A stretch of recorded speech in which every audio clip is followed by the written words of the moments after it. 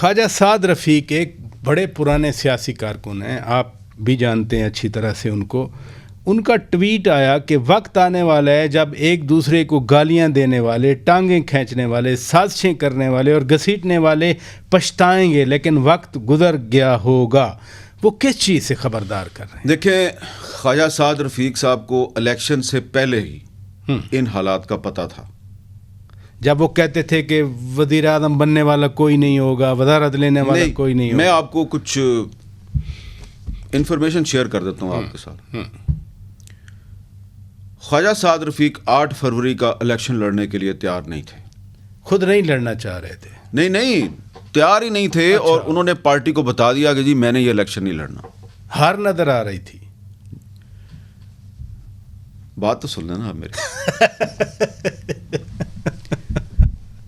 خواجہ سعد رفیق صاحب کو پوچھا گیا کہ آپ کیوں الیکشن لڑنا نہیں چاہتے. انہوں نے کہا جی مجھے دیوار پہ لکھا نظر آ رہا ہے، آپ کی حکومت تو آ جائے گی لیکن آپ کو بہت ذلیل کیا جائے گا. لیکن میں اس لیے الیکشن نہیں لڑنا چاہتا کہ یہ جو میری کانسٹیچوئنسی ہے، یہ جو ڈی لیمیٹیشنز ہوئی ہیں، اس کو اس طریقے سے کاٹا چھانٹا گیا ہے، اس طریقے سے توڑا پھوڑا گیا ہے کہ کسی نے بہت سوچ سمجھ کے کوشش کیا ہے کہ میں یہاں سے نہ جیتوں. تو یہ صرف میرے ساتھ نہیں ہوا، یہ اور بھی حلقوں میں ہوا. جو اجاز صادق صاحب اور روہیل اصغر صاحب کا جھگڑا ہوا وہ بھی تو اسی کانسٹیچوئنسی کے کاٹ چھاٹ پہ. تو انہوں نے کہا میرے ساتھ والی کانسٹیچوئنسی میں دیکھ لیں ادھر کیا ہوا ہے، ادھر دیکھ لیں کیا ہوا ہے.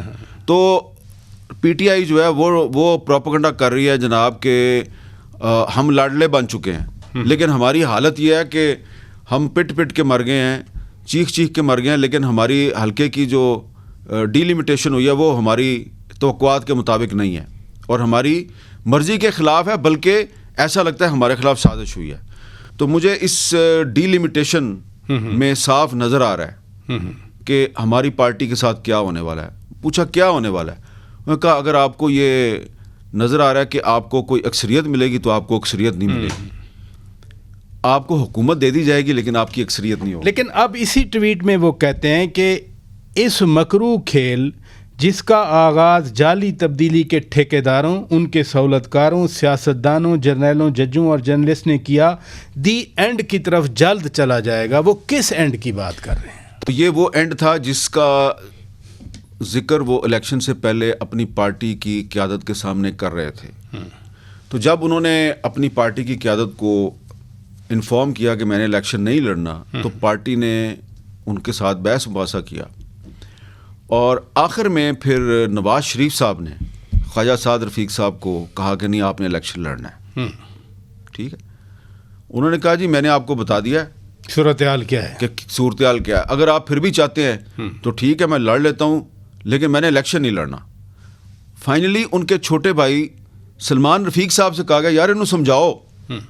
پھر خواجہ سلمان رفیق صاحب جو ہیں انہوں نے بھی پریشر ڈالا تو سعد رفیق صاحب مان گئے. انہوں نے کہا میں الیکشن لڑ لیتا ہوں لیکن میں آپ کو بتا رہا ہوں آپ کے ساتھ اچھا نہیں ہونا. اب 8 فروری کو جو ہوا، آپ کو یہ بھی اگر یاد ہو کہ سعد رفیق صاحب جو ہیں انہوں نے الیکشن کے باقاعدہ اعلان سے پہلے ہی اپنی شکست کو تسلیم کر لیا اور لطیف کھوسہ صاحب کو مبارکباد دے دی. ایسے ہی اب ان کو کہا گیا کہ جناب اب آئیے آپ ہمارے ساتھ اسلام آباد چلیں، وہاں جوڑ توڑ کرتے ہیں. انہوں نے سمجھایا کہ بھائی جان مجھے اور رانا ثناء اللہ کو ہروا دیا گیا ہے، اب آپ ہمیں اسلام آباد اپنی جنج کے ساتھ لے کے نہ جائے. انہوں نے کہا نہیں آپ چلیں ہمارے ساتھ، ہم آپ کو سینیٹر بنائیں گے، آپ کو بائی الیکشن لڑائیں، آپ کے بغیر ہم حکومت کیسے چلائیں گے. خواجہ صاحب نے کہا مجھے سارا پتہ ہے میرے ساتھ کیا ہونا ہے، آپ مجھے اسلام آباد نہ لے کے جائیں. وہ پھر بھی ان کو لے آئے تو وہ پارٹی ڈسپلن کی وجہ سے آ گئے. لیکن یہاں پہ بھی آ کے وہ یہی کہہ رہے تھے کہ نہ میرے نال پہلے چنگا ہویا ہے نہ اگے چنگا ہوا ہے. اور اس کے بعد جب سینٹ کی ٹکٹیں ایلوکیٹ کی گئی تو اس میں سے خواجہ صاحب غائب، رانا صاحب بھی غائب. تو اب سعد رفیق صاحب کو جو بات 8 فروری سے پہلے پتہ تھی وہ تقریباً 70-80% سچ ثابت ہو چکی ہے. تو اب باقی کوئی 15-20% رہ گیا ہے. وہ کیا رہ گیا ہے؟ مزید ضلالت، یعنی حکومت چلی جائے گی؟ نہیں، حکومت نہیں چلی جائے گی. اچھا، حکومت اگر چلے گی پھر تو تسی مظلوم ہو جانا نا. اس تو طرح پھر کیا ہوگا؟ وہ آپ کو باندھ کے رکھیں گے, اچھا اسی طریقے سے آپ کو گالیاں پڑھوائیں گے. اچھا پالیسی کسی اور کی چلے گی, بلیم آپ پہ لگے گا, اور پارٹی کے اندر ٹوٹ پھوٹ بڑھے گی, اور اتنی زیادہ آپس میں مارا ماری ہوگی کہ اگلا الیکشن شاید آپ نواز شریف صاحب کی قیادت میں لڑنے کے قابل نہ رہیں.